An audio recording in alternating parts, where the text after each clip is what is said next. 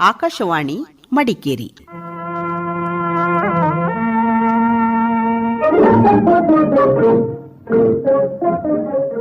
ಕಾರ್ಯಕ್ರಮ ಯುವ ವಾಣಿ.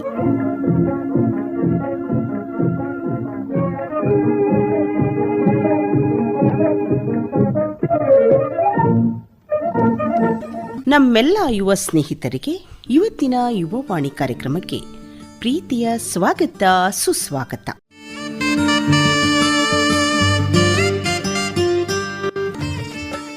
ಸ್ನೇಹಿತರೆ, ಇಂದಿನ ಕಾರ್ಯಕ್ರಮದಲ್ಲಿ ಕೇಳಿ ಮೈಸೂರಿನ ಮಹಾಜನ ಕಾಲೇಜಿನ ಪತ್ರಿಕೋದ್ಯಮ ವಿಭಾಗದ ವಿದ್ಯಾರ್ಥಿಗಳಿಂದ ಕಾರ್ಯಕ್ರಮ ವೈವಿಧ್ಯದ ಮುಂದುವರೆದ ಭಾಗ.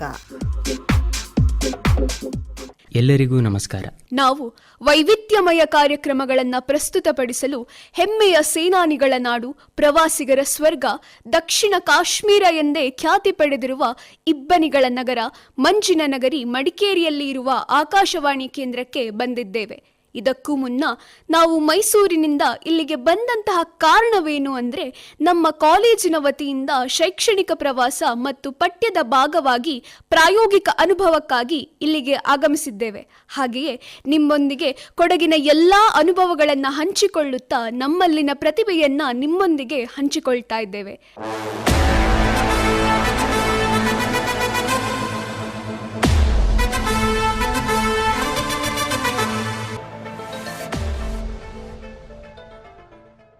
ಎಲ್ಲರಿಗೂ ನಮಸ್ಕಾರ. ನನ್ನ ಹೆಸರು ಸನ್ಮತಿ ಎಸ್. ನಾನು SBRR ಮಹಾಜನ ಫಸ್ಟ್ ಗ್ರೇಡ್ ಕಾಲೇಜಿನ ಫೈನಲ್ ಇಯರ್ ಜರ್ನಲಿಸಂ ಸ್ಟೂಡೆಂಟ್. ಇವತ್ತು ನಾನು ನಿಮಗೆ ಮಡಿಕೇರಿ ಬಗ್ಗೆ ಸ್ವಲ್ಪ ಮಾತಾಡೋಕ್ಕೆ ಇಷ್ಟಪಡ್ತೀನಿ. ಮಡಿಕೇರಿ ಅಂದ್ರೆ ನನಗೆ ಕೇವಲ ಒಂದು ಪ್ಲೇಸ್ ಅಲ್ಲ, ಅದು ಒಂದು ಫೀಲಿಂಗ್. ಬೆಟ್ಟ, ಹಸಿರು, ತಂಪು ಗಾಳಿ. ಮಡಿಕೇರಿ ಕೊಡಗು ಜಿಲ್ಲೆಯ ಹೃದಯ. ಇಲ್ಲಿ ಜನರ ಜೀವನ ಪ್ರಕೃತಿ ಜೊತೆ ಸೇರಿಕೊಂಡಿದೆ. ಇಲ್ಲಿ ಜನರ ಜೀವನ ಪ್ರಕೃತಿ ಜೊತೆ ಸೇರಿಕೊಂಡಿದೆ. ಬೆಳಿಗ್ಗೆ ಇದು ಮಿಸ್ಟ್ ಇಂದ ಮುಚ್ಚಿಕೊಂಡ ಬೆಟ್ಟಗಳು ನೋಡಿದರೆ ಮನಸ್ಸು ತುಂಬಾ ಕಾಮ್ ಆಗುತ್ತೆ. ಇಲ್ಲಿ ಜೀವನ ಸಿಂಪಲ್ ಮತ್ತು ಪೀಸ್ಫುಲ್. ಮಡಿಕೇರಿಯಲ್ಲಿ ಕಾಫಿ ತೋಟಗಳು ತುಂಬಾ ಮುಖ್ಯ. ಆ ತೋಟಗಳ ಮಧ್ಯ ನಡೆದರೆ ಅರ್ತ್ ಸ್ಮೆಲ್ ಮತ್ತು ಕಾಫಿ ಸುವಾಸ ತುಂಬಾ ಸ್ಪೆಷಲ್. ಇಲ್ಲಿನ ಜನರು ಹಾರ್ಡ್ ವರ್ಕ್ ಮಾಡ್ತಾರೆ. ಅಗ್ರಿಕಲ್ಚರ್ ಮತ್ತು ಪ್ಲಾಂಟೇಶನ್ ಅವರ ಜೀವನದ ಭಾಗ. ಅವರ ಜೀವನ ಸಿಂಪಲ್ ಆದ್ರೂ ಸ್ಟ್ರಾಂಗ್ ಇದೆ. ಕೊಡವ ಸಂಸ್ಕೃತಿ ಮಡಿಕೇರಿಗೆ ದೊಡ್ಡ ಹೆಮ್ಮೆ. ಇಲ್ಲಿನ ಜನರು ಹಾಸ್ಪಿಟಾಲಿಟಿಗೆ ಫೇಮಸ್. ಯಾರಾದ್ರೂ ಮನೆ ಬಂದ್ರೆ ಅವರನ್ನ ಮನೆಯವರಂತ ನೋಡ್ತಾರೆ. ಅವರ ಹಬ್ಬ, ಡ್ರೆಸ್ ಮತ್ತು ಆಹಾರ ಎಲ್ಲವೂ ಯೂನಿಕ್. ಅವರ ಧೈರ್ಯ ಮತ್ತು ಸೆಲ್ಫ್ ರೆಸ್ಪೆಕ್ಟ್ ಕೂಡ ತುಂಬಾ ಸ್ಟ್ರಾಂಗ್. ಮಡಿಕೇರಿಯ ವೆದರ್ ಕೂಡ ಜೀವನದ ಒಂದು ಭಾಗ. ಸ್ವಲ್ಪ ಮಳೆ ಬಂದ್ರೆ ಎಲ್ಲಿ ನೋಡಿದರೂ ಹಸಿರು ಜಾಸ್ತಿ ಆಗುತ್ತೆ. ತಂಪು ಗಾಳಿ ಮನಸ್ಸನ್ನ ರಿಫ್ರೆಶ್ ಮಾಡುತ್ತೆ. ಇಲ್ಲಿ ಪ್ರಕೃತಿ ಮತ್ತು ಮನುಷ್ಯ ಮಧ್ಯೆ ಒಂದು ಒಳ್ಳೆಯ ಸಂಬಂಧ ಇದೆ. ನಂಗೆ ಮಡಿಕೇರಿ ಅಂದ್ರೆ ಸೈಲೆನ್ಸ್ ಇಷ್ಟ. ಸಿಟಿ ಗಲಾಟೆ ಇಲ್ಲ. ರಾತ್ರಿ ಸಮಯದಲ್ಲಿ ಶಾಂತಿ ತುಂಬಾ ಅನ್ಸತ್ತೆ. ಆ ಶಾಂತಿ ನಮ್ಗೆ ನಮ್ಮ ಆಲೋಚನೆಗಳ ಜೊತೆ ಇರುವ ಅವಕಾಶ ಕೊಡುತ್ತೆ. ಮಡಿಕೇರಿಯ ಜನರು ಸಹಜ ಸ್ಟ್ರಾಂಗ್ ಮತ್ತು ಇಮೋಷನಲ್ ಆಗಿರುತ್ತಾರೆ. ಅವರ ಟ್ರೆಡಿಷನ್ ರೆಸ್ಪೆಕ್ಟ್ ಮಾಡ್ತಾರೆ, ಆದ್ರೆ ಮಾಡರ್ನ್ ಲೈಫ್ ಕೂಡ ಅಕ್ಸೆಪ್ಟ್ ಮಾಡ್ತಾರೆ. ಎಜುಕೇಶನ್, ಸ್ಪೋರ್ಟ್ಸ್, ಆರ್ಮಿ ಸರ್ವಿಸ್ ಇವೆಲ್ಲ ಕ್ಷೇತ್ರಗಳಲ್ಲಿ ಕೊಡುವ ಜನರು ತುಂಬಾ ಮುಂದೆ. ಮಡಿಕೇರಿ ನಮಗೆ ಕಲಿಸೋದು ಸಿಂಪ್ಲಿಸಿಟಿ. ಇಲ್ಲಿ ದೊಡ್ಡ ಬಿಲ್ಡಿಂಗ್ಗಳು ಕಡಿಮೆ, ಆದ್ರೆ ದೊಡ್ಡ ಹೃದಯಗಳು ಜಾಸ್ತಿ. ಇಲ್ಲಿನ ಜೀವನ ನಮ್ಗೆ ಹೇಳೋದು ಹ್ಯಾಪಿನೆಸ್ ಅಂದ್ರೆ ತುಂಬಾ ಸಿಂಪಲ್ ವಿಷಯಗಳಲ್ಲಿದೆ ಅಂತ. ಫೈನಲಿ ಮಡಿಕೇರಿ ನನ್ನ ಮಾತಲ್ಲಿ ಒಂದು ಬ್ಯೂಟಿಫುಲ್ ಪ್ಲೇಸ್ ಅಂತ ಅಲ್ಲ, ಅದು ಒಂದು ಅನುಭವ. ಎಲ್ಲರೂ ಆದ್ರೆ ಒಂದ್ಸತಿ ಮಡಿಕೇರಿಗೆ ಪ್ಲೀಸ್ ಬಂದು ಹೋಗಿ. ಅದರ ಶಾಂತಿ ಮತ್ತು ಪ್ರಕೃತಿ ನಿಮ್ಮ ಮನಸ್ಸಿನಲ್ಲಿ ಇರುತ್ತೆ. ಧನ್ಯವಾದಗಳು.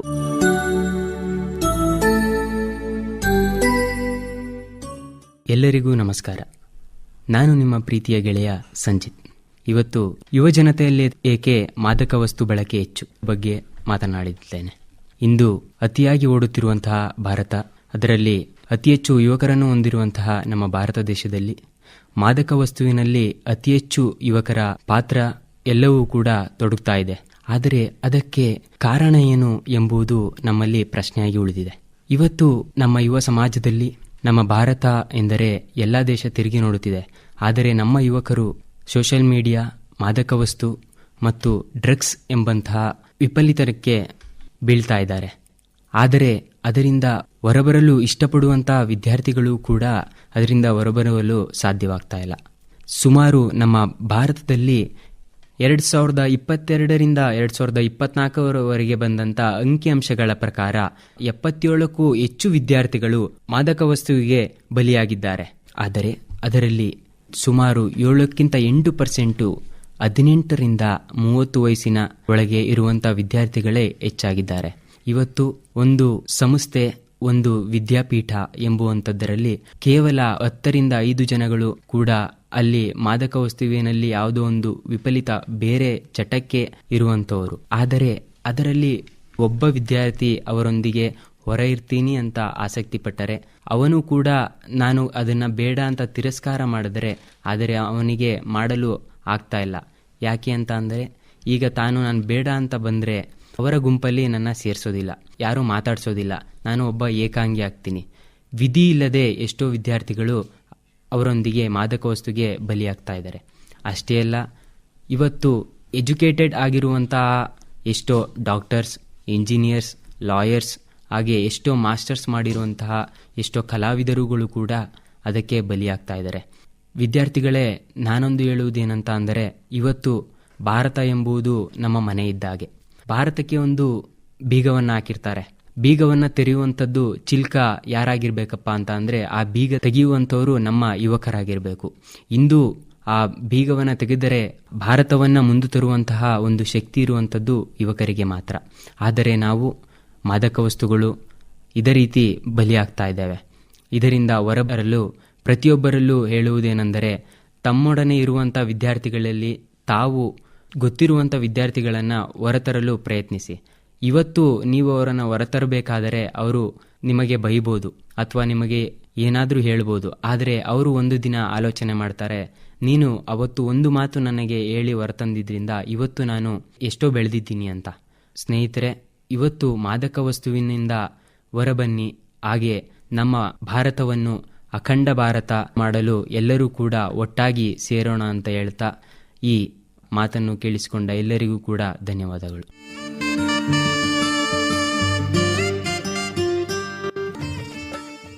ನಾನು ನಿಹಾರಿಕಾ ಹೆಗಡೆ, ಅಂತಿಮ ವರ್ಷದ ಪತ್ರಿಕೋದ್ಯಮ ವಿದ್ಯಾರ್ಥಿನಿ.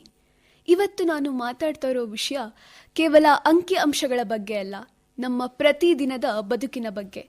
ಈ ವಿಷಯ ಸಮಾಜದ ಪ್ರತಿಯೊಂದು ಮನೆಗೆ, ಪ್ರತಿಯೊಂದು ಶಾಲೆಗೆ, ಪ್ರತಿಯೊಂದು ಕಾಲೇಜ್ಗೆ ಮತ್ತು ಪ್ರತಿಯೊಂದು ಯುವ ಮನಸ್ಸಿಗೆ ಸಂಬಂಧಪಟ್ಟಿದ್ದು. ಅದು ಯುವ ಜನರಲ್ಲಿ ಲಿಂಗ ಭೇದ ಭಾವ. ಯುವಕ ಯುವತಿಯರಲ್ಲಿ ಯಾವ ರೀತಿಯ ಲಿಂಗ ಭೇದ ಭಾವಗಳು ಇದೆ, ಅದು ಯಾವ ರೀತಿಯಲ್ಲಿ ಬದಲಾವಣೆ ಆಗ್ತಾ ಇದೆ, ಮತ್ತೆ ಇಂದಿನ ಯುವ ಪೀಳಿಗೆ ಜೆಂಡರ್ ಡಿಸ್ಕ್ರಿಮಿನೇಷನ್ ಅಥವಾ ಲಿಂಗ ತಾರತಮ್ಯದಿಂದ ಯಾವ ರೀತಿಯ ಸಮಸ್ಯೆಗಳನ್ನು ಎದುರಿಸ್ತಾ ಇದ್ದಾರೆ, ಹಾಗೆ ಅದಕ್ಕೆ ಯಾವ ರೀತಿಯ ಪರಿಹಾರ ಇದೆ ಎಂಬುದರ ಕುರಿತು ಬೆಳಕನ್ನು ಚೆಲ್ಲುವ ಪ್ರಯತ್ನ ಮಾಡ್ತೇನೆ. ನಾವು ಚಿಕ್ಕವರಿದ್ದಾಗಿಂದ ಕೇಳ್ತಾ ಇದ್ದೀವಿ, ಹುಡುಗರು ಧೈರ್ಯವಂತರು, ಹುಡುಗರು ಅಳಬಾರ್ದು, ಅಥವಾ ಹುಡುಗಿರು ಅಡುಗೆ ಕಲ್ತ್ರೆ ಸಾಕು, ಮನೆ ಕೆಲಸ ಕಲ್ತ್ರೆ ಸಾಕು ಎಂಬ ಮಾತುಗಳನ್ನ ಕೇಳ್ತಾನೇ ಬಂದಿದ್ದೇವೆ. ಈ ಸಣ್ಣ ವಿಚಾರಗಳೇ ಮುಂದೆ ದೊಡ್ಡ ಮಟ್ಟದ ಅಸಮಾನತೆಗೆ ಕಾರಣ ಆಗ್ತಾ ಇದೆ. ಇದು ಕೇವಲ ಬಲ ಅಥವಾ ದೌರ್ಬಲ್ಯದ ಪ್ರಶ್ನೆ ಅಲ್ಲ, ಬದಲಾಗಿ ಪ್ರತಿಯೊಬ್ಬರಿಗೂ ಸಿಗಬೇಕಾದ ಸಮಾನ ಗೌರವ ಮತ್ತು ಅವಕಾಶದ ಪ್ರಶ್ನೆ. ಹಾಗಾದ್ರೆ ಲಿಂಗ ಭೇದ ಭಾವ ಅಂದ್ರೇನು? ಸರಳವಾಗಿ ಹೇಳೋದಾದ್ರೆ ಒಬ್ಬ ವ್ಯಕ್ತಿಯನ್ನ ಅವರ ಲಿಂಗದ ಆಧಾರದಲ್ಲಿ ಅಸಮಾನವಾಗಿ ಕಾಣೋದು ಅಥವಾ ಅವರ ಅವಕಾಶಗಳನ್ನ ಕಡಿಮೆ ಮಾಡೋದು ಅಥವಾ ನಿರೀಕ್ಷೆಗಳ ಭಾರವನ್ನ ಒಬ್ಬರ ಮೇಲೆ ಹೇರುವುದು ಲಿಂಗ ಭೇದ ಭಾವ. ಕಾಲ ಬದಲಾದಂತೆ ಈ ತಾರತಮ್ಯ ಕೂಡ ಬದಲಾಗ್ತಾನೆ ಇದೆ. ನಮ್ಮ ಹಿಂದಿನ ತಲೆಮಾರಲ್ಲೆಲ್ಲ ತುಂಬಾ ತಾರತಮ್ಯಗಳಿತ್ತು. ಹುಡುಗಿಯರನ್ನ ಶಾಲೆಗೆ ಕಳಿಸ್ತಾ ಇರಲಿಲ್ಲ ಅಥವಾ ಕೇವಲ ಮನೆ ಕೆಲಸಕ್ಕೆ ಸೀಮಿತ ಮಾಡ್ತಾ ಇದ್ರು. ಆದರೆ ಇಂದಿನ ಯುವ ಜನತೆಯ ಕಾಲದಲ್ಲಿ ಇದು ಸ್ವಲ್ಪ ಸೂಕ್ಷ್ಮವಾಗಿದೆ. ಇಂದಿನ ಯುವತಿಯರು ಶಿಕ್ಷಣ ಪಡಿತಾ ಇದ್ದಾರೆ, ಕೆಲಸಕ್ಕೂ ಹೋಗ್ತಾ ಇದ್ದಾರೆ. ಆದರೆ ಕೆಲಸದ ಸ್ಥಳದಲ್ಲಿ ಅಥವಾ ಸಮಾಜದಲ್ಲಿ ಅವರಿಗೆ ಸಿಗೋ ಜವಾಬ್ದಾರಿ ಮತ್ತೆ ಗೌರವ ಮಾತ್ರ ಪುರುಷರಿಗೆ ಹೋಲಿಸಿದ್ರೆ ಇನ್ನೂ ಕಡಿಮೆ. ಇಂದಿನ ಯುವಕ ಮತ್ತು ಯುವತಿಯರು ಶಿಕ್ಷಣದಲ್ಲಿ, ಉದ್ಯೋಗದಲ್ಲಿ ಮತ್ತೆ ಸಾಮಾಜಿಕ ಚಟುವಟಿಕೆಗಳಲ್ಲಿ ಮುಂಚೂಣಿಯಲ್ಲಿದ್ದಾರೆ. ಹುಡುಗಿಯರು ವೈದ್ಯಕೀಯ, ಇಂಜಿನಿಯರಿಂಗ್, ಆಡಳಿತ ಸೇವೆಗಳಲ್ಲಿ ಸಾಧನೆ ಮಾಡ್ತಾ ಇದ್ದಾರೆ. ಹುಡುಗರು ಕೂಡ ಮನೆ ಕೆಲಸಗಳಲ್ಲಿ ಪಾಲ್ಗೊಳ್ಳೋದನ್ನ ಬೆಳೆಸ್ಕೋತಾ ಇದ್ದಾರೆ. ಆದರೆ ಈ ಬದಲಾವಣೆಗಳ ನಡುವೆಯೂ ಕೂಡ ಕೆಲವು ಸಮಸ್ಯೆಗಳು ಇನ್ನೂ ನಮ್ಮಲ್ಲಿ ಜೀವಂತ ಆಗಿದೆ. ಇನ್ನು ಈ ತಾರತಮ್ಯ ಗ್ರಾಮಗಳಲ್ಲಿ ಮತ್ತು ನಗರಗಳಲ್ಲಿ ತುಂಬಾ ಭಿನ್ನವಾಗಿದೆ. ಗ್ರಾಮದಲ್ಲಿರುವ ಜನರು ಹೆಚ್ಚು ಲಿಂಗ ತಾರತಮ್ಯಕ್ಕೆ ಒಳಗಾಗ್ತಾ ಇದ್ರೆ, ನಗರ ಪ್ರದೇಶಗಳಲ್ಲಿ ಈ ಭೇದ ಭಾವ ಕ್ರಮೇಣ ಕಡಿಮೆ ಆಗ್ತಾ ಇದೆ. ಇಂದಿಗೂ ಯುವಕರಲ್ಲಿ ಲಿಂಗ ತಾರತಮ್ಯ ಜೀವಂತವಾಗಿದೆ ಅನ್ನೋದನ್ನ ಒಂದು ಸಣ್ಣ ಉದಾಹರಣೆ ಮೂಲಕ ನೋಡ್ತೇನೆ. ಹುಡುಗಿಯೊಬ್ಬಳು ಇಂಜಿನಿಯರಿಂಗ್ ಮುಗಿಸಿ ಆಕೆಗೆ ಬೆಂಗಳೂರಲ್ಲಿ ಒಂದು ಒಳ್ಳೆ ಕಂಪನಿಯಲ್ಲಿ ಕೆಲಸ ಸಿಕ್ಕಿತ್ತು. ಆದ್ರೆ ಬೆಂಗಳೂರಿಗೆ ಕಳ್ಸಕ್ಕೆ ಆಗಲ್ಲ ಅಂತ ಆಕೆಯ ಪೋಷಕರು ಅವಳನ್ನ ಕೆಲಸ ಸೇರೋದಕ್ಕೆ ನಿರ್ಬಂಧ ಹೇರಿದ್ರು. ಇನ್ನೂ ಕೂಡ ಒಬ್ಬ ಯುವತಿ ಎಷ್ಟೇ ಪ್ರತಿಭಾವಂತೆಯಾದ್ರೂ ನೈಟ್ ಶಿಫ್ಟ್ ಕೆಲಸಕ್ಕೆ ಆಕೆಯನ್ನ ಆಯ್ಕೆ ಮಾಡುವಾಗ ಭದ್ರತೆಯ ನೆಪ ಹೇಳಿ ಆ ಅವಕಾಶವನ್ನ ಹತ್ತಿಕ್ಕಲಾಗ್ತಾ ಇದೆ. ಹಾಗೆಯೇ ಹುಡುಗರು ಕಲೆ, ಸಾಹಿತ್ಯ, ಸಂಗೀತ ಅಥವಾ ಸೇವಾ ಕ್ಷೇತ್ರಗಳಲ್ಲಿ ಆಸಕ್ತಿ ತೋರಿದ್ರೆ ಇದು ಗಂಡಸರಿಗೆ ಸರಿಯಾದ ಕೆಲಸ ಅಲ್ಲ ಎಂದು ಅವರ ಪ್ರತಿಭೆಯನ್ನ ಕಡೆಗಣಿಸಲಾಗ್ತಾ ಇದೆ. ಇದು ಹಳೆಯ ಕಾಲದ ಕಟ್ಟುನಿಟ್ಟಾದ ನಿಯಮಗಳಿಗಿಂತ ಅಪಾಯಕಾರಿ. ಏಕೆ ಅಂದ್ರೆ ಇದು ಪ್ರಗತಿಯ ಮುಖವಾಡದ ಹಿಂದೆ ಅಡಗಿದೆ. ಈ ಜೆಂಡರ್ ಡಿಸ್ಕ್ರಿಮಿನೇಷನ್ ಅಥವಾ ಲಿಂಗ ತಾರತಮ್ಯದಿಂದ ಇಂದಿನ ಯುವ ಪೀಳಿಗೆ ಅನುಭವಿಸ್ತಾ ಇರುವ ಮಾನಸಿಕ ಒತ್ತಡ ವಿವರಿಸಲಾಗಿದೆ. ಒಂದು ಲೈವ್ ಕೇಸ್ ಸ್ಟಡಿಯನ್ನ ನೋಡೋದಾದ್ರೆ, ಅನೇಕ ಯುವಕರು ತಾವು ಕಷ್ಟದಲ್ಲಿದ್ದಾಗ ಗಂಡಸರಾದವರು ಗಟ್ಟಿಯಾಗಿರಬೇಕು, ಅಳಬಾರದು ಎಂಬ ಸಾಮಾಜಿಕ ಒತ್ತಡಕ್ಕೆ ಮಣಿದು ತಮ್ಮ ನೋವನ್ನ ಯಾರಿಗೂ ಹೇಳಿಕೊಳ್ಳದೆ ಖಿನ್ನತೆಗೆ ಒಳಗಾಗ್ತಾ ಇದ್ದಾರೆ. 4ರಲ್ಲಿ ಒಬ್ಬ ಪುರುಷ ಪ್ರತಿದಿನ ಒಂಟಿತನವನ್ನ ಅನುಭವಿಸ್ತಾ ಇದ್ದಾನೆ. ಯಾಕಂದ್ರೆ ನಾವು ಅವರಿಗೆ ತಮ್ಮ ಭಾವನೆಗಳನ್ನ ಹೇಗೆ ಹಂಚಿಕೊಳ್ಳಬೇಕು ಅಂತ ಹೇಳೇ ಕೊಟ್ಟಿಲ್ಲ. ಸುಮಾರು 15% ಯುವಕರಿಗೆ ಯಾವುದೇ ಹತ್ತಿರದ ಸ್ನೇಹಿತರು ಇಲ್ಲದೆ ಒಂಟಿತನದಿಂದ ಕೊರಗ್ತಾ ಇದ್ದಾರೆ ಎಂಬುದು ಇತ್ತೀಚಿನ ಸಂಶೋಧನೆಗಳಲ್ಲಿ ತಿಳಿದು ಬಂತು. ಇತ್ತ ಯುವತಿಯರು ಸೋಷಿಯಲ್ ಮೀಡಿಯಾ ಯುಗದಲ್ಲಿ ಅತಿ ಹೆಚ್ಚು ಬಾಡಿ ಶೇಮಿಂಗ್ ಮತ್ತು ಸೈಬರ್ ಬುಲ್ಲಿಂಗ್ಗೆ ಒಳಗಾಗ್ತಾ ಇದ್ದಾರೆ. ಕೇವಲ ಲಿಂಗದ ಕಾರಣಕ್ಕೆ ಅವರ ಸಾಮರ್ಥ್ಯವನ್ನ ಟ್ರೋಲ್ ಮಾಡಲಾಗ್ತಾ ಇದೆ. ಇದೇ ರೀತಿಯ ಬಟ್ಟೆ ಹಾಕೋಬೇಕು, ಹೀಗೆ ನಡಿಬೇಕು, ಹೀಗೆ ಕುಳಿತುಕೊಳ್ಬೇಕು ಎನ್ನೋ ಇನ್ನು 1000 ನಿರ್ಬಂಧಗಳನ್ನ ನಾವು ಹೆಣ್ಮಕ್ಳ ಮೇಲೆ ಹೇರ್ತಾ ಇದ್ದೇವೆ. ನೀವು ಸಿನಿಮಾಗಳಲ್ಲಿ ಗಮನಿಸಿದ್ರೆ ಹುಡುಗರನ್ನ ಅವರು ಇದ್ದ ಹಾಗೆ ಬಿಂಬಿಸಲಾಗುತ್ತೆ. ಆದರೆ ನಟಿಯರು ಮಾತ್ರ ಬೆಳ್ಳಗಿರ್ಬೇಕು, ತೆಳ್ಳಗಿರ್ಬೇಕು ಎಂಬ ನಿರ್ಬಂಧಗಳನ್ನ ಸಿನಿಮಾ ಮಾಡ್ತಾ ಮಾಡ್ತಾ ಜನರಲ್ಲೂ ಕೂಡ ಈ ಭೇದ ಭಾವ ಬಿತ್ತುತ್ತಾ ಇದ್ದಾರೆ. ಈ ತರದ ಅನೇಕ ತಾರತಮ್ಯವನ್ನ ಜನರ ಮನಸ್ಸಿನಲ್ಲಿ ಬಿತ್ತುವ ಕೆಲಸ ಈಗಿನ ಸಾಮಾಜಿಕ ಮಾಧ್ಯಮಗಳು ಹಾಗೂ ಸಿನಿಮಾ ಇಂಡಸ್ಟ್ರಿಗಳು ಮಾಡ್ತಾ ಬಂದಿವೆ. ಆದರೆ ಗಮನಿರಲಿ ಶ್ರೋತೃಗಳೇ, ಇಡೀ ಸಿನಿಮಾಗಳು ಮತ್ತು ಸಾಮಾಜಿಕ ಮಾಧ್ಯಮಗಳು ಈ ಭಿನ್ನಾಭಿಪ್ರಾಯವನ್ನ ಹತ್ತಿಕ್ಕಲು ಅನೇಕ ಪ್ರಯತ್ನ ಮಾಡ್ತಾ ಇದೆ. ಆದರೆ ಅವು ಅಷ್ಟು ಜನಪ್ರಿಯತೆ ಪಡೆದುಕೊಳ್ತಾ ಇಲ್ಲ. ಯುವ ವಯಸ್ಸು ವ್ಯಕ್ತಿತ್ವ ರೂಪುಗೊಳ್ಳುವ ಹಂತ. ಈ ಹಂತದಲ್ಲಿ ಲಿಂಗಗಳ ಪಾತ್ರದ ಒತ್ತಡಗಳು ಹೆಚ್ಚು. ನೀನ್ ಹುಡುಗ ಹೀಗೆ ಇರಬೇಕು, ನೀನ್ ಹುಡುಗಿ ಹೀಗೆ ನಡೆದುಕೊಳ್ಳಬೇಕು ಎಂದು ಟ್ಯಾಗ್ಗಳು ಅವರ ಆತ್ಮವಿಶ್ವಾಸವನ್ನ ಕುಗ್ಗಿಸಬಹುದು. ಇದರಿಂದ ಮಾನಸಿಕ ಆರೋಗ್ಯ ಸಮಸ್ಯೆಗಳು ತುಂಬಾ ಹೆಚ್ಚಾಗುತ್ತೆ ಹೊರತು ಕಡಿಮೆಯಂತೂ ಆಗಲ್ಲ. ಹಾಗಾದ್ರೆ ಇದಕ್ಕೆ ಪರಿಹಾರ ಏನು? ಪರಿಹಾರ ಇಲ್ವಾ? ಖಂಡಿತವಾಗಿಯೂ ಇದೆ. ವೈಯಕ್ತಿಕ ಮಟ್ಟದಲ್ಲಿ ನಾವು ನಮ್ಮ ಭಾಷೆಯಿಂದ ಆರಂಭಿಸಬಹುದು. ಲಿಂಗ ಆಧಾರಿತ ಹಾಸ್ಯಗಳನ್ನ ತಪ್ಪಿಸೋಣ. ಒಬ್ಬರು ಹುಡುಗಿ ಅಥವಾ ನೀನು ಹುಡುಗ ಅಂತ ಅವರಿಗೆ ಜೋಕ್ ಮಾಡೋದನ್ನ ನಿಲ್ಲಿಸೋಣ. ಸ್ಟೀರಿಯೋಟೈಪ್ಸ್ ಅನ್ನ ಪ್ರಶ್ನಿಸೋಣ. ಪ್ರತಿಯೊಬ್ಬರಿಗೂ ಗೌರವ ನೀಡೋಣ. ಕುಟುಂಬ ಮಟ್ಟದಲ್ಲಿ ಹುಡುಗ ಹುಡುಗಿ ಇಬ್ಬರಿಗೂ ಸಮಾನ ಅವಕಾಶ ನೀಡಬೇಕು. ಮನೆ ಕೆಲಸ ಎಲ್ಲರ ಜವಾಬ್ದಾರಿ ಆಗಬೇಕು. ಯಾವಾಗ ಮನೆಯ ಹಿರಿಯರು ಮನೆಯಲ್ಲಿರೋ ಮಹಿಳೆಯನ್ನ ಗೌರವದಿಂದ ಕಾಣ್ತಾರೋ ಅವಾಗ ಯುವಕರು ಸಮಾಜದಲ್ಲಿರುವ ಹೆಣ್ಣು ಮಕ್ಕಳಿಗೆ ಗೌರವವನ್ನ ಕೊಡ್ತಾರೆ. ಹಾಗೆ ಯಾವಾಗ ಕುಟುಂಬ ಗಂಡು ಮಕ್ಕಳ ಜೊತೆ ಭಾವನೆಗಳನ್ನ ಹಂಚಿಕೊಳ್ಳೋದು ಮತ್ತು ಅವರ ಮಾನಸಿಕ ಬೆಳವಣಿಗೆ ಒತ್ತನ್ನ ನೀಡುತ್ತೋ ಅಲ್ಲಿಯವರೆಗೆ ಈ ಸಮಸ್ಯೆಗಳು ಬಗೆಹರಿಸಲಾಗೋದಿಲ್ಲ. ಕೇವಲ ವ್ಯಕ್ತಿಗಳು ಬದಲಾದ್ರೆ ಸಾಲದು, ಸಮಾಜ ಕೂಡ ಬದಲಾಗಬೇಕಾಗಿದೆ. ಶಿಕ್ಷಣ ಸಂಸ್ಥೆಗಳು ಲಿಂಗ ಸಂವೇದನಾಶೀಲತೆಯನ್ನ ಬೆಳೆಸ್ಕೊಳ್ಬೇಕಾಗಿದೆ.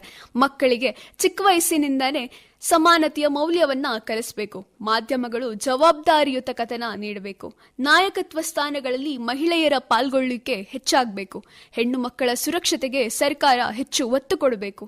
ಲಿಂಗ ಸಮಾನತೆ ಅಂದ್ರೆ ಕೇವಲ ಮಹಿಳೆಯರ ವಿಷಯವಲ್ಲ, ಇದು ಮಾನವೀಯತೆಯ ವಿಷಯ, ಗೌರವ ಮತ್ತು ನ್ಯಾಯದ ಪ್ರಶ್ನೆ. ಇದು ನಾವು ನಮ್ಮ ಸಮಾಜವನ್ನ ಬದಲಾಯಿಸಬೇಕು ಅಂತ ಅಂದ್ರೆ ನಮ್ಮೊಳಗೆ ಮೊದಲು ಬದಲಾವಣೆ ಆರಂಭ ಆಗಬೇಕು. ಪ್ರತಿಯೊಬ್ಬ ಯುವಕ ಮತ್ತು ಯುವತಿ ತಮ್ಮ ಹಕ್ಕುಗಳನ್ನ ಅರಿತು ಇತರರ ಹಕ್ಕುಗಳನ್ನ ಗೌರವಿಸಿದಾಗ ಮಾತ್ರ ಸಮಾನತೆಯ ಸಮಾಜ ನಿರ್ಮಾಣ ಆಗತ್ತೆ. ಶ್ರೋತೃಗಳೇ, ನಾವು ಮುಂದಿನ ಪೀಳಿಗೆಗೆ ಯಾವ ರೀತಿಯ ಸಮಾಜವನ್ನ ಬಿಟ್ಟು ಹೋಗ್ತಾ ಇದ್ದೇವೆ, ಭೇದ ಭಾವದ ಸಮಾಜವೋ ಅಥವಾ ಸಮಾನತೆಯ ಸಮಾಜವೋ, ಈ ಪ್ರಶ್ನೆಯ ಉತ್ತರ ನಮ್ಮ ಪ್ರತಿಯೊಬ್ಬರ ಕೈಯಲ್ಲಿದೆ. ಬದಲಾವಣೆ ದೂರದಲ್ಲಿಲ್ಲ, ಅದು ನಮ್ಮ ಮನೋಭಾವದಲ್ಲಿದೆ, ನಮ್ಮ ಮಾತುಗಳಲ್ಲಿದೆ, ನಮ್ಮ ನಡೆಗಳಲ್ಲಿ ಆರಂಭವಾಗಬೇಕಾಗಿದೆ.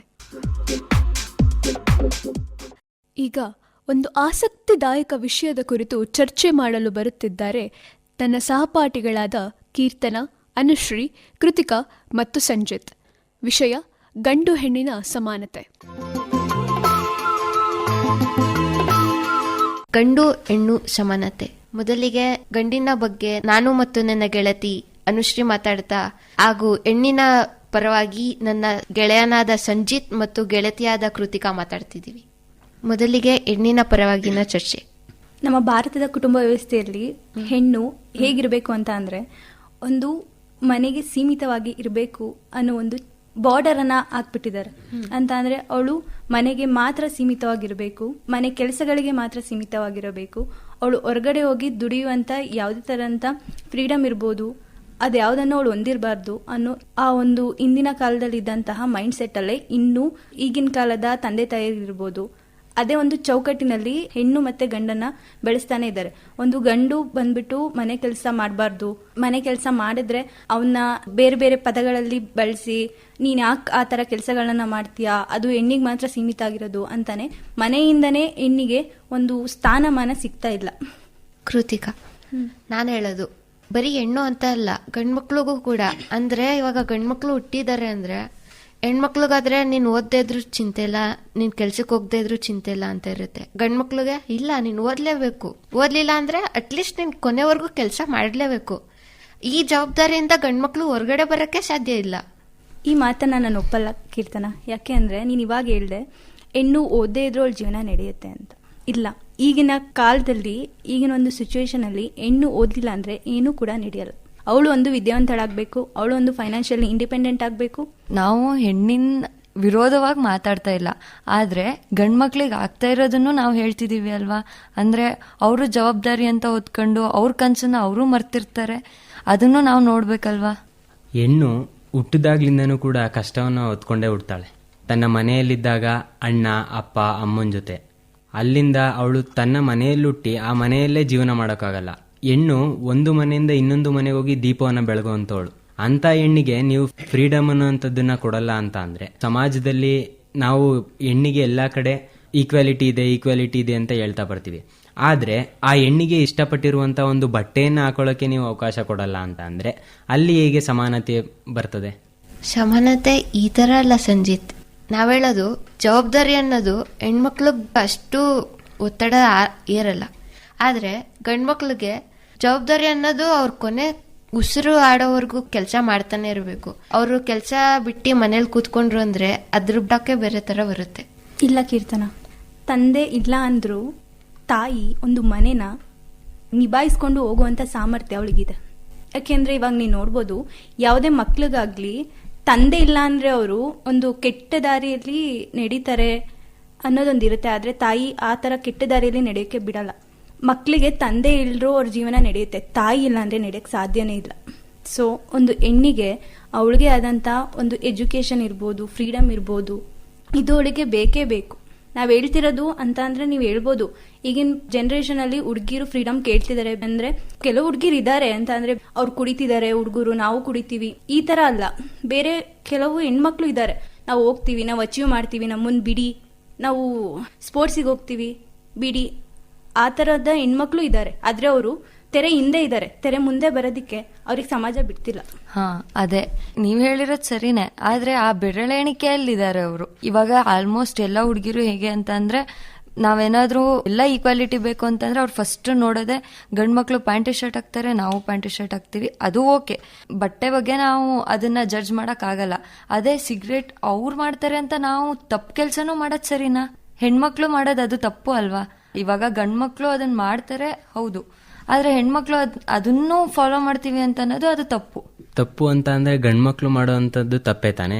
ಅದು ಸಮಾನತೆ ಅಂತ ಅಂದ್ರೆ ಹೆಣ್ಣು ಸಿಗರೇಟ್ ಸೇತಾಳೆ, ಹೆಣ್ಣು ಕುಡಿತಾಳೆ ಅಂತ ನೀವು ಹೇಳೋ ಅಂಥದ್ದು, ಗಂಡು ಕುಡಿತಾನೆ, ಗಂಡು ಕುಡ್ದು ಮನೆಯನ್ನ ಹಾಳು ಮಾಡಿದಾಗ ಅದೇ ಒಂದು ಹೆಣ್ಣು ಮಕ್ಕಳನ್ನ ಓದಿಸ್ಕೊಂಡು ಅವಳು ಕೆಲಸ ಮಾಡಿಕೊಂಡು ಒಂದು ಮನೆಯನ್ನ ನಡೆಸ್ತಾ ಇರ್ತಾಳೆ.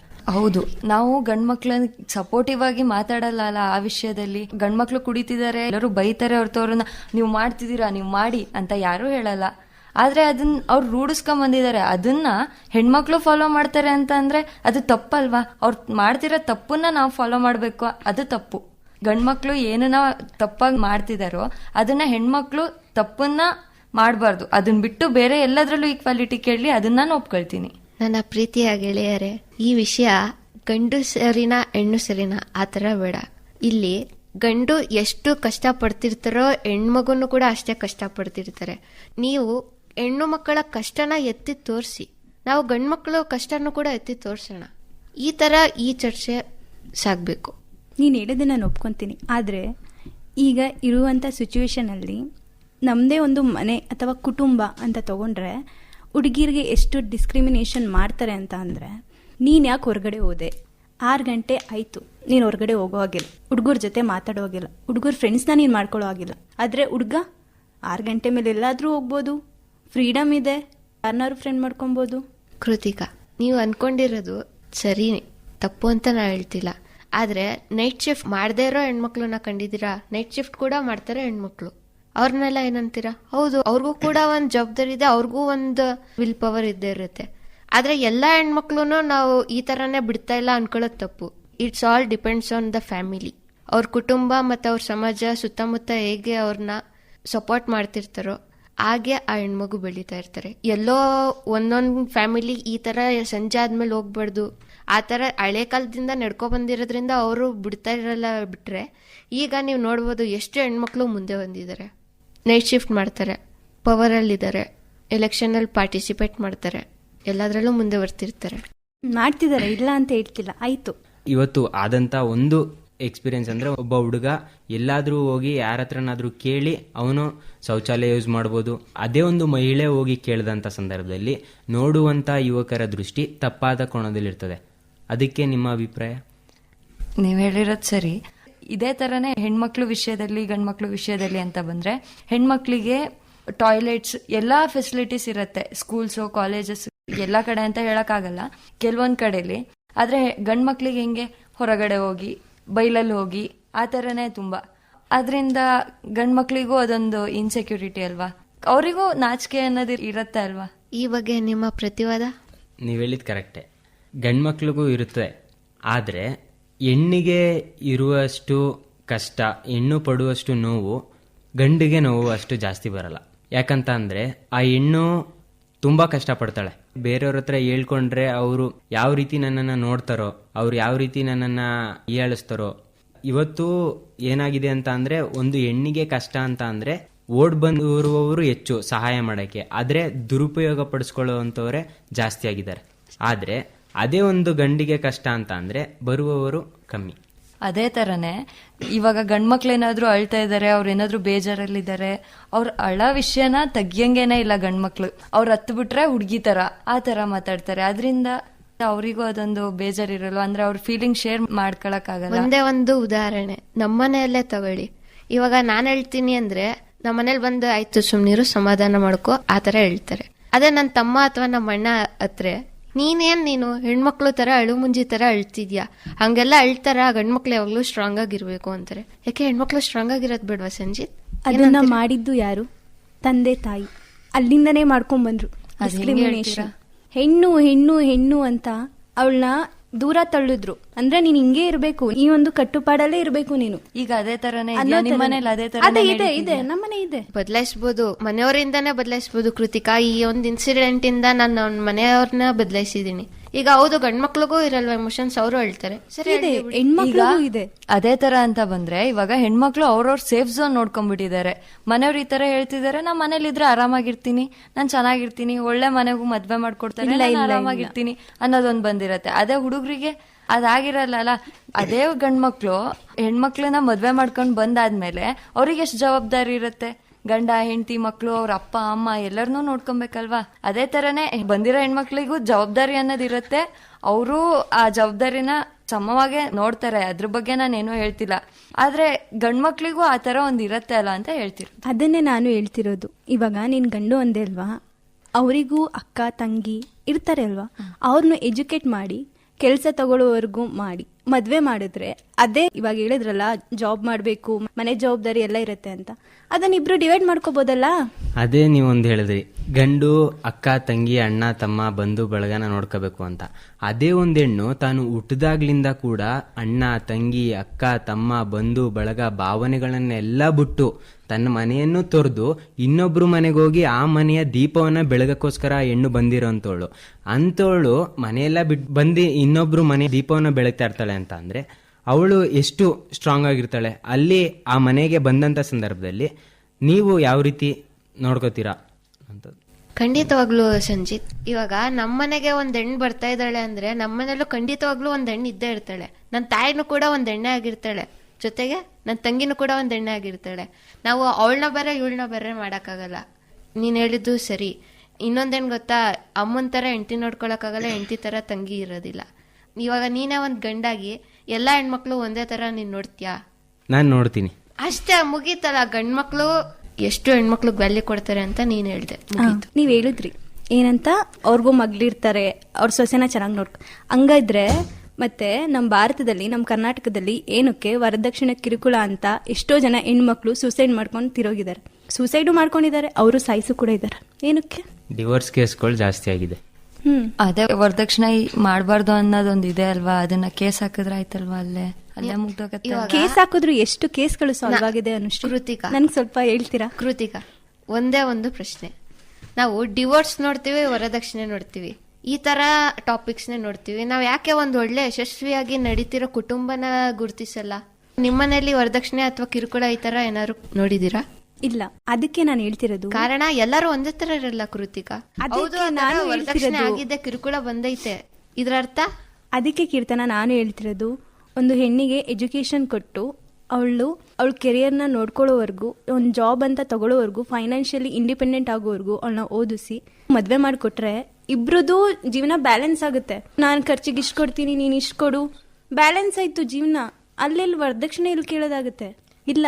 ಒಂದು ಹುಡುಗಿಗೆ ನೀವ್ ಹೇಳಿದ್ರಿ, ಅವರಿಗೂ ತಂಗಿ ಇರ್ತಾರೆ, ಅಕ್ಕ ಇರ್ತಾರೆ, ಅವರಿಗೆ ಒಂದು ಪ್ರಾಪರ್ ಎಜುಕೇಶನ್ ಕೊಟ್ಟು ಅವ್ರ ಕೆರಿಯರ್ನ ಒಂದು ಒಳ್ಳೆ ಸ್ಥಾನಕ್ಕೆ ಅವರು ನಿಲ್ಸಿದ್ರೆ, ನಾವೇನ್ ಇವಾಗ ವಾದ ಮಾಡ್ತಿದೀವಿ, ಆ ವಾದ ಮಾಡುವಂತ ಅವಶ್ಯಕತೆನೇ ಬರಲ್ಲ. ನಿಜ, ನೀವ್ ಹೇಳಿದ್ ಕರೆಕ್ಟು. ಗಂಡಾಗ್ಲಿ ಹೆಣ್ಣಾಗ್ಲಿ ಇಬ್ರು ಸಮಾನರೇ. ಸಮಾಜದಲ್ಲಿ ಒಂದು ಹೆಣ್ಣಿಗಿರುವಂತ ಶಕ್ತಿ ಏನಪ್ಪಾ ಅಂತ ಅಂದ್ರೆ, ಒಂದು ಗಂಡನ್ನ ಬದಲಾಯಿಸಬಲ್ಲಂತವಳು ಒಂದು ಶಕ್ತಿ ಇರುವಂತದ್ದು ಹೆಣ್ಣು. ಒಂದು ಹೆಣ್ಣು ಯಾವತ್ತೂ ಒಂದು ಶಿಲ್ಪಿ ಆಗಿರ್ತಾಳೆ. ಒಂದು ಖಾಲಿ ಕಲ್ಲನ್ನು ಕೊಟ್ರೆ ಅದನ್ನ ಕೆತ್ತಿ ಒಂದು ವಿಗ್ರಹ ಮಾಡುವಂತ ಶಕ್ತಿ ಇರುವಂತದ್ದು ಹೆಣ್ಣಿಗೆ. ಅದೇ ರೀತಿ ಸಮಾಜದಲ್ಲೂ ಕೂಡ ಗಂಡು ಹೆಣ್ಣು ಇಬ್ರು ಕೂಡ ಜೊತೆಯಾಗಿ ನಡೆದರೆ, ಅವರ ಬಾಂಧವ್ಯ ಚೆನ್ನಾಗಿದ್ದರೆ, ಇಬ್ರು ಕೂಡ ಒಗ್ಗಟ್ಟಾಗಿ, ನೀವು ಹೇಳಿದ್ರು ವರದಕ್ಷಿಣೆ ಕೇಸ್ ಹೇಳಿದ್ರಿ, ತಾರತಮ್ಯಗಳನ್ನ ಹೇಳ್ತಿದ್ರಿ, ಅದನ್ನ ಬರುವಂತ ಪೀಳಿಗೆಯ ಯುವಕರುಗಳು ಅದನ್ನ ಒಟ್ಟಾಗಿ ಒಂದಾಗಿ ನೋಡ್ಕೊಂಡು ಹೋದ್ರೆ ಯಾವುದೇ ಕೂಡ ಸಮಸ್ಯೆಗಳು ಬರುವುದಿಲ್ಲ ಅಷ್ಟೇ. ಅದೇ ರೀತಿ ಗಂಡ್ಮಕ್ಳು ಸಮಸ್ಯೆಗಳನ್ನು ಅರ್ಥ ಮಾಡ್ಕೊಂಡು ಗಂಡ್ಮಕ್ಳಿಗೆ ಏನೇನ್ ಆಗ್ತಿದೆ, ಅವ್ರಿಗೂ ಒಂದು ಈಕ್ವಾಲಿಟಿ ಬೇಕು ಅನ್ನೋದನ್ನ ತೋರಿಸ್ಬಿಟ್ಟು ಗಂಡು ಹೆಣ್ಣನ್ನ ಈಕ್ವಲ್ ಆಗಿ ನೋಡಿದ್ರೆ, ಅದು ಅಲ್ಲಿಗೆ ಗಂಡು ಹೆಣ್ಣಿನ ಮಧ್ಯ ಎಲ್ಲ ಈಕ್ವಾಲಿಟಿನೂ ಬರುತ್ತೆ.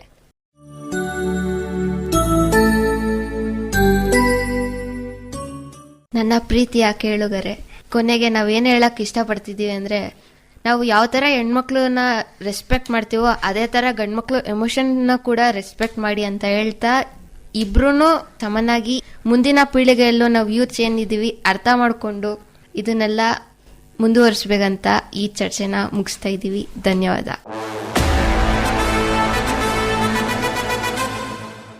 ಕೇಳಿದ್ರಲ್ಲ ಸ್ನೇಹಿತರೆ, ಕಾರ್ಯಕ್ರಮ ವೈವಿಧ್ಯವನ್ನ. ನಿಮ್ಮಲ್ಲಿಯೂ ಕೂಡ ಈ ರೀತಿಯ ಪ್ರತಿಭೆ ಅಡಗಿದೆ ಅನ್ನುವುದಕ್ಕಿಂತ ಇದ್ದೇ ಇರುತ್ತೆ. ನೀವು ಕೂಡ ಕಾರ್ಯಕ್ರಮವನ್ನ ಪ್ರಸ್ತುತಪಡಿಸಬಹುದು ಮಡಿಕೇರಿ ಆಕಾಶವಾಣಿಯ ಯುವವಾಣಿ ವೇದಿಕೆಯಲ್ಲಿ. ನೀವು ನಿಮ್ಮ ಹವ್ಯಾಸಗಳಲ್ಲಿ ಚಿತ್ರಕಲೆ ಇರಬಹುದು, ಪೇಂಟಿಂಗ್ ಇರಬಹುದು, ಹಾಡುಗಾರಿಕೆ ಇರಬಹುದು, ಅಥವಾ ಮತ್ಯಾವುದೇ ಪಠ್ಯೇತರ ಚಟುವಟಿಕೆಗಳಲ್ಲಿ ನಿಮ್ಮ ಆಸಕ್ತಿ ಏನಿದೆ ಅನ್ನುವುದನ್ನ ನಿಮ್ಮ ಪ್ರೀತಿಯ ಯುವ ಸ್ನೇಹಿತರ ಜೊತೆ ಹಂಚಿಕೊಳ್ಳಬಹುದು. ಅದಕ್ಕೆ ಮಡಿಕೇರಿ ಆಕಾಶವಾಣಿ ಅವಕಾಶವನ್ನ ನೀಡ್ತಾ ಇದೆ ಸದಾಕಾಲ. ಮತ್ತೊಮ್ಮೆ ನಮ್ಮೆಲ್ಲ ಪ್ರೀತಿಯ ಯುವ ಸ್ನೇಹಿತರಿಗೆ ನಮಸ್ಕಾರ. ನಿಮ್ಮ ಭೇಟಿ ಮುಂದಿನ ಯುವವಾಣಿ ಕಾರ್ಯಕ್ರಮದಲ್ಲಿ ಮಹಾಜನ ಕಾಲೇಜಿನ ಪತ್ರಿಕೋದ್ಯಮ ವಿಭಾಗದ ವಿದ್ಯಾರ್ಥಿಗಳ ಮುಂದುವರೆದ ಕಾರ್ಯಕ್ರಮ ವೈವಿಧ್ಯದೊಂದಿಗೆ. ಕಾರ್ಯಕ್ರಮವನ್ನು ಪ್ರೀತಿಯಿಂದ ಆಲಿಸಿದ ನಮ್ಮೆಲ್ಲ ಪ್ರೀತಿಯ ಯುವ ಸ್ನೇಹಿತರಿಗೆ, ಶ್ರೋತೃಗಳಿಗೆ ನಮಸ್ಕಾರ, ಶುಭ ಸಂಜೆ. ಇದುವರೆಗೆ ಮೈಸೂರಿನ ಮಹಾಜನ ಕಾಲೇಜಿನ ಪತ್ರಿಕೋದ್ಯಮ ವಿಭಾಗದ ವಿದ್ಯಾರ್ಥಿಗಳಿಂದ ಕಾರ್ಯಕ್ರಮ ವೈವಿಧ್ಯದ ಮುಂದುವರೆದ ಭಾಗವನ್ನು ಕೇಳಿದಿರಿ. ಇವತ್ತಿನ ಯುವವಾಣಿ ಕಾರ್ಯಕ್ರಮವನ್ನು ಮುಕ್ತಾಯ ಮಾಡೋಣ. ನಿಮ್ಮ ಭೇಟಿ ಮುಂದಿನ ಭಾನುವಾರ ಸಂಜೆ 5 ಗಂಟೆಗೆ.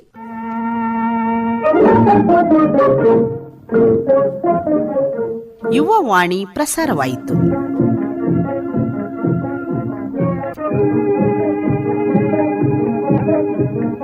ನಿರ್ವಹಣೆ ಎಂ ಶಕುಂತಲಾ. ಈ ಕಾರ್ಯಕ್ರಮ ಆಕಾಶವಾಣಿ ಮಡಿಕೇರಿ ಕೇಂದ್ರದಿಂದ ಮೂಡಿಬಂತು.